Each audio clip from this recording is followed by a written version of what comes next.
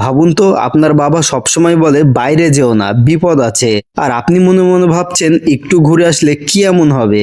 এই একই সমস্যায় পড়েছিল মেলার্ড হাঁস পরিবার। পরিবারের বাবা ম্যাক সবসময় নিরাপদে থাকতে চান। তার মতে নিজেদের ছোট্ট পুকুরটাই পৃথিবীর সেরা জায়গা, কিন্তু তার স্ত্রী আর বাচ্চাদের স্বপ্ন অনেক বড়। তারা নতুন নতুন জায়গা দেখতে চায়, নতুন অভিজ্ঞতা নিতে চায়। ये देखने की कि जिंदगी में कितना कुछ है।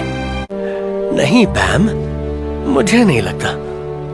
तुम्हें अपना नजरिया बदलना पड़ेगा मैक, इससे पहले कि बहुत देर हो जाए।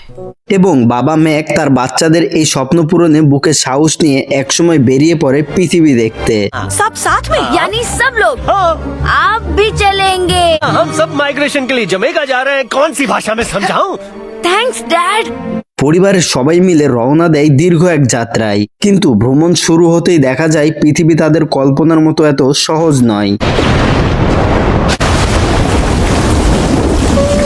কখনো অদ্ভুত পাখির দেখা, কখনো শহরের ঝামেলা, আবার কখনো এমন সব বিপদ যার জন্য তারা মোটেও প্রস্তুত ছিল না। তবে পুরো যাত্রায় হাসির কোনো কমতি নেই। বিশেষ করে পরিবারের সদস্যদের খুনসুটি আর মজার কথাবার্তা সিনেমাটিকে আরো উপভোগ্য করে তুলেছে।